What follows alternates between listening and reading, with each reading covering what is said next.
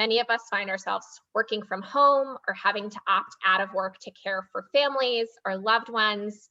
I'm sure a lot of us on this call have seen the statistic that 2 million women have opted out of the workforce because of this. And we know that this has been a challenging and disorienting time, but as a lot of people alluded to, sometimes these struggles and moments of disorientation offer an opportunity for self-reflection. It's given us the benefit of having that time and space. And that's exactly what we're hoping to do here today, is to reflect, reorient, and reimagine what our relationship to work can be. So hopefully we're viewing it more as a calling. So whether you're currently working and hoping to find more meaning in what you're doing day to day, or in the process of making that life transition, we hope that this provides some clarity and perspective in terms of what your next steps could be. And I want to acknowledge that, work as a means to provide for our basic needs is a necessity. I think that's what Nicole said at the beginning, right? Like, I'm looking for a job, I need a way to make money. And we understand that that's a foundational component, but the singular view of work as a way to just make money and be a paycheck denies us one of the most important means of fulfillment in our lives, to see it as so much more than that. So today we're going to be doing a little bit of hopefully expanding your view on what that relationship to work could mean. And so we'll spend today's session just talking about the history and underlying assumptions about how we should and how we're expected to relate to our day-to-day work. We're then going to identify some of the elements of work that motivate and engage us, and present 3 new ways for you to think about the way that you show up at your workplace, some of which we hope will be new perspectives that give you ideas on how you can change that going forward.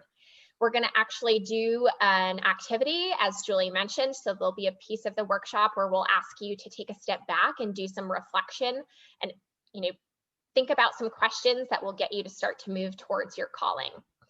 And this topic is specifically important to us at Your Story because we believe the main motivation for living is to fulfill a purpose, to have a positive impact on others and not just for ourselves. And reimagining work as a calling is the first step to realizing your potential to positively impact others and move towards that meaningful life. So I'll share a bit more about my story. How did Matthew and I end up here speaking to you all today? And like many of you, I was asking myself these same questions. I was on a journey towards living a meaningful life because after graduating college, I had started a career in corporate America at a large financial services firm and felt that I had achieved success in the very traditional sense of the word, working at a stable job, something that was well paying. I was able to support myself, but I had a nagging feeling that I wanted more.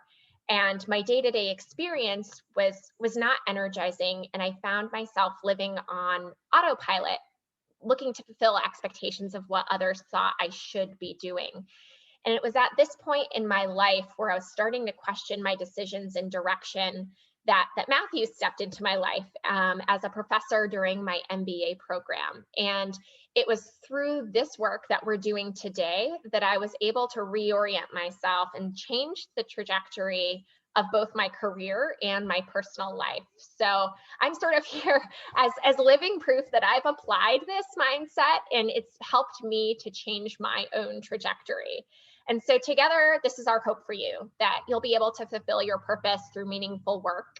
And to start off today's session, we want to get a sense for how we all currently relate to what we do day in and day out. So want to do a bit of a survey and understand what emotion dominates your relationship with work. And you can either drop the word that comes to mind in the chat, or you can feel free to pop off mute, but we'd love to hear from everybody.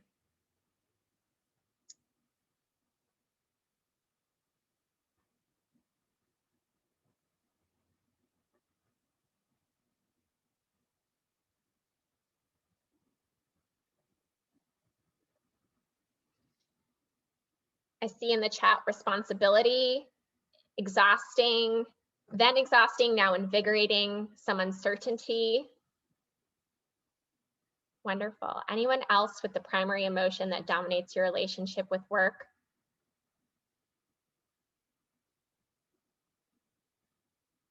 Used to be inspiring, now need to make a living somehow. So fear, thank you all so much for sharing. I know for myself, the primary emotion is stress. That is top of mind for me in my current relationship with my day job. Unproductive. Great. Thank you all for being vulnerable and sharing these responses. We just wanted to get a sense for what as everyone is currently feeling in this moment. And I'm going to pass it over to Matthew to shed some light on how we got here. Why is it that some of our emotions as we relate to work are unproductive or fear or obligation to make money, to sort of orient ourselves to why this is the way that we relate?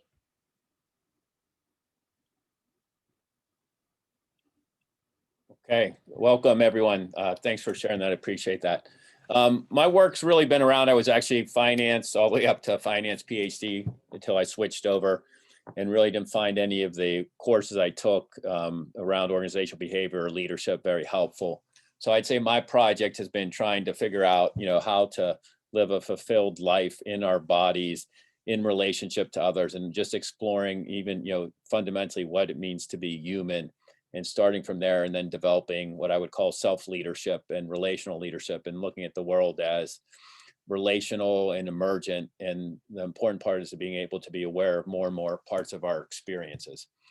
So a great deal of the work we do at Your Story is about helping individuals become aware of what's unconscious to them. And interestingly, if you think as we grow up, we're having all these interactions and relationships, and we start to learn about ourselves and the world. And we never do that really kind of consciously. We just start to learn certain things about ourselves, about the world, about what to expect, about what's right. And then we maybe come to consciousness at some point and realize some of those ways aren't helping us.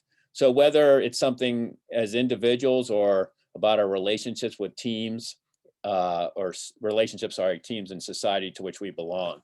Once we become aware of our current situation, we can determine if we are satisfied with the status quo or would like to improve it. To improve it, we need to take responsibility for ourselves and our participation in creating our present circumstances. And then after this, we need to express our freedom to respond and choose differently to change our circumstances. And to do this, we need to change how we experience our circumstances, right? So even most of this, what we can change is the inner game, right? How we think, feel, respond to what is rather than what is. But we can try to influence that. And that usually helps to change our mindset first. So this requires us to boldly imagine what's possible and to have the courage to choose and to act to change ourselves and our circumstances. And of course, this takes time, is challenging, and we'll make mistakes along the way. So for today, as we've been talking about, we want to shine some light on aspects of work that often lie below our level of consciousness and imagine possibilities for how we might improve our circumstances. So to do this, I'll be drawing on the work of Barry Schwartz. So unfortunately, for most of us, work, we can find it monotonous, meaningless, and even soul deadening. Rather, trying to change things, so many of us rationalize why we remain in unsatisfying jobs because it seems safer than entering the uncertainty, doubt, anxiety to find meaningful work. But as we talked about a little bit at the beginning, this period of the pandemic has, forced some of us and given us the opportunity to do that, which is great. This year, Gallup did their random sample of full and part-time employees in the US who work for an employer and found that only 37% of workers are engaged in their work. And this means that they're highly involved and enthusiastic about and committed to their workplace and work. 49% are not engaged. This means that they're psychologically unattached to their work and company. They're on the lookout for better employment opportunities and will quickly leave their company for a slightly better offer. And finally, 14% are actively disengaged. This means they have miserable work experiences and spread that unhappiness to their colleagues.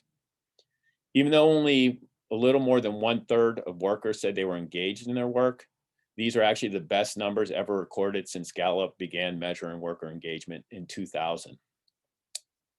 At work, many people, and I assume a number attending this webinar, feel unappreciated, their opinions don't count, that their work is not meaningful, that they are going through the motions, that they are not making a difference. And there's a reason for this, and it is not that work is in and of itself inherently dissatisfying. Rather, is we have created a society within which work, for most of us, is inherently dissatisfying. And interestingly, this trajectory began all the way back in the late 1700s with economist and moral philosopher Adam Smith's publication of Wealth of Nations.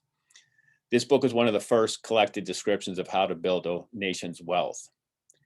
And the adoption of the perspective of the book led to the advent of scientific management and capitalism's focus on efficiency and productivity. And this focus on efficiency and productivity has led organizations, managers, and supervisors to attempt to control their employees and to achieve these goals by employing division of labor and other methods that reduce autonomy and discretion that makes jobs satisfying. So over time as a society, we have systematically reduced the most of the non-material satisfactions in our jobs. This is even happening in jobs that were once immune, such as being a doctor, a lawyer, and a teacher. Right? They become more systemized. They have more computers coming into them and trying to, I'd say, go after the lowest common denominator and make rules and regulations. So we have developed a shared unconscious assumption that the only way to get someone to do something is to reward them or threaten them with punishment. And we call this the carrot and stick approach. So this has led to the belief, except for special cases like musicians, artists, and athletes, most people work for pay, nothing more and nothing less. So this belief is manifested in a society in which most work has become structured in a way that provokes us to focus on what we get paid, not what we actually do for our jobs, the type of person we become while carrying out our job, our happiness, nor our impact on others in the world. So if you think about it, how many of you as young adults were encouraged by others to get a job that paid well, to major in something in college that would get you a good paying job? This might have been explicit in people's words or merely implicit by the way they interacted with you. How many of you were encouraged to be practical when it came to looking for a job, where practical was a code to focus on what you were going to get paid well for? Because of all these social influences, for most of us, our aim has actually become to get a job that pays a lot of money rather than one that fulfills us, right? And a lot of you were discussing this at the beginning of our time together. The reality is because so many jobs have become structured, there actually is little reason to do most jobs outside of getting what pay you get for it. Many of the other reasons that someone might be motivated to be engaged in their work have become neglected or eliminated. The idea that we're only motivated by money is not a capital T truth, meaning it's not an absolute truth that is separate of the particular circumstances within which we find ourselves, our society. Rather, it's a social construction, right? It is true because we as a collective body act as if it's true, and thus we've created a situation in which it has become true. This is what sociologists call self-fulfilling prophecy. Said another way, because the work offered to us has become structured in a way that there is no reason to work except to make money, most people end up working only for their paycheck. So we now find ourselves in a situation in which the majority of us have become deprived of a major source of fulfillment in our lives, as Ariel talked about. Interestingly, in spite of this reality, when we say he is in it for just the money, we're actually being judgmental. But the good news is, since the way we have come to construct our work is a social construction and not a capital T truth, we can act on an alternative belief that we should create and find a job that is satisfying, meaningful, and leads to personal fulfillment. These are jobs in which workers are motivated by aspects intrinsic to the work in and of itself. We know fulfilled workers are engaged with their work, lose themselves in their work, are challenged by their work, stretched outside their comfort zones by their work, have autonomy and discretion to achieve mastery and expertise, have healthy relationship with coworkers and customers, and find their work meaningful. At least in the short term, not everybody may be able to satisfy their heart's desires in their job, but everyone can feel useful or better yet enlivened by what they do all day long. So what makes work engaging? So we know there's three primary elements that motivate people at work and engage us. The first is autonomy. It's the ability to exercise discretion or judgment in your job. And then mastery, which is an opportunity to learn and grow, the desire to get better and better at something. And meaning, which is having a positive impact on others. And interesting, I'm going to teach a peak performance class this summer. And these are all the elements that, together, to me, peak performance and fulfillment are almost one and the same thing. They have these same common elements that would get us to achieve both. Interestingly, performance, well-being, fulfillment, having a purpose are all interconnected.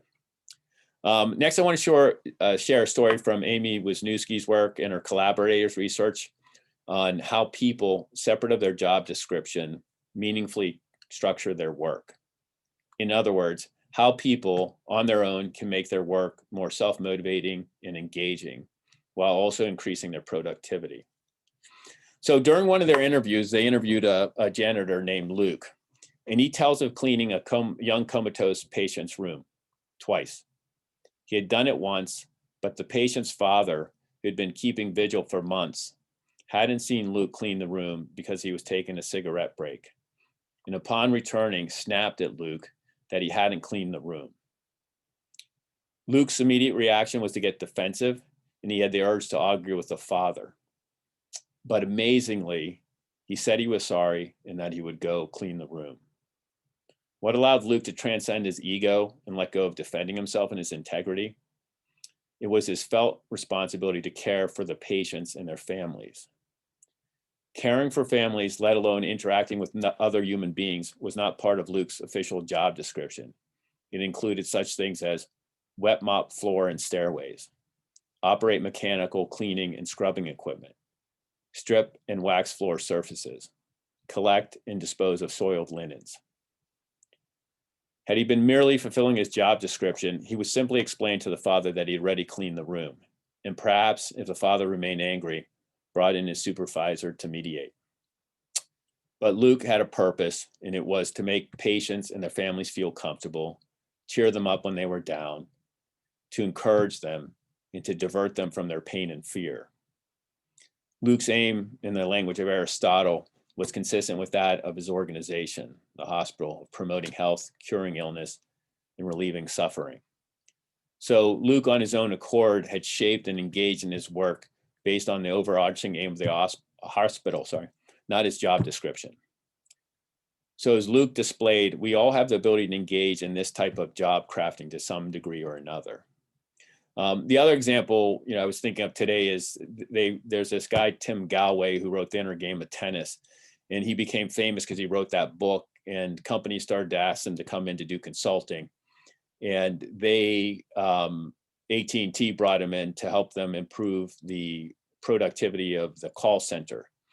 And rather than coming up with rules on efficiency and productivity, he actually just asked the operators to get more curious about the people on the other end of the phone and thinking about how they might help them. And this increased their productivity greatly, which is interesting, right? So kind of came in with an outside perspective and focused on the purpose and meaning of the job, and them getting curious and just listening to the customers. So Luke's job allowed him to exercise broad discretion in how he completed his work, especially with respect to social interactions, as these were not specified in his job description.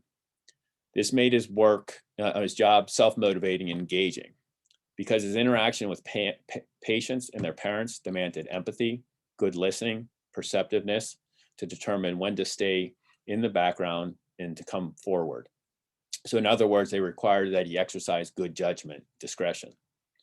Over time, he could work at becoming more effective in interacting with patients and their families. This allowed him to work on mastering his job. And finally, these interactions made his job meaningful because he had a positive impact on other people. From this example, we can see that one's job description might not be meaningful in and of itself, but the job might allow opportunities to make it engaging and satisfying based on how we choose to engage in it. So for the most part, they found there's three basic ways most people engage their work. And the first is as a job. This occurs when a person enjoys little discretion and experiences minimal engagement or meaning in their work. In these situations, a person would switch their job if given the opportunity to make more money. It would not encourage anyone to follow in their footsteps. Second way to engage is as a career. This occurs when a person enjoys more discretion and is more engaged. They may even enjoy their job, but their focus is on advancement and achievement. This seems to encompass most of the people we work with and most professionals, right? They see themselves on a trajectory that leads to promotion, higher salary, better work, and this motivates them to perform. For many of these individuals, though, at some point, they feel as if they've done everything right, but experience as if something's still missing from their life. And finally, where we talked a little bit at the beginning, everybody would be great if their job could be a calling, right? This occurs when work is one of the most important part of a person's life. They're pleased to be doing it. It provides them great satisfaction. It's a vital part of their identity. They believe their work makes the world a better place, and they would encourage friends and children to do this kind of work. So what determines how people think about their approach to work? Well, a great deal has to do with the job description in and of itself, as we talked about earlier. Does it allow autonomy, mastery, and meaning? But there's always exists some level of discretion based on which we might move beyond the job description to exercise judgment, to attempt to get better at some aspect of our job, and to find some meaning in the work. So if companies, managers were able to escape this unconscious operative assumption that people are only motivated by work, they could begin to structure jobs in a way that draws on the understanding that high performance and fulfillment at work are driven by our deeply human needs, right? These are all deeply human needs to direct our lives, to live, develop, create new things, and to do good by ourselves and others. If you think about it, when you're most alive, driven, satisfied, and fulfilled, these three elements are most likely present. So wouldn't it be great to have those in part of our job to search for those kind of things and then to try to create them on our own if they don't exist? So after this presentation, what we often do is like to try to help people think things through, and think the best way to do that is to provide a series of questions to ask. As one student said to me last semester, really helpful, the questions that I would ask them to think about their lives and themselves and to imagine what's possible. So we have a series of questions that we'd like you to explore. And some are considering your job, within the job, how you might possibly change that, or if you're actually prepared to move on to find a calling, there's some questions around that. Yep. So as Matthew mentioned, we've got these sets of questions that we'd love for you to take about 10 minutes to reflect on independently. So if you grab a piece of paper and jot down your thoughts, or pull up a notepad on your computer screen, we really want you to get curious depending on your situation, and hopefully these draw out some insights for yourself. So we're going to spend about 10 minutes and regroup. I'm on East Coast time here, so at 12:47, I will send a reminder in the chat and ping everybody when it's time to regroup for a broader discussion. And in the meantime, while you're all taking a moment to answer questions, I'll put on some what you hopefully find is calming music as you take this time to reflect and do a bit of journaling. And if you have any questions in the meantime, Matthew and I will be here and also on the chat, so feel free to drop anything there. Great, thanks, Ariel. And just for those at home who are watching, who are not live, I'm going to stop the recording here, but we do hope that you reflect on these questions and certainly have some good discussion amongst your network as well.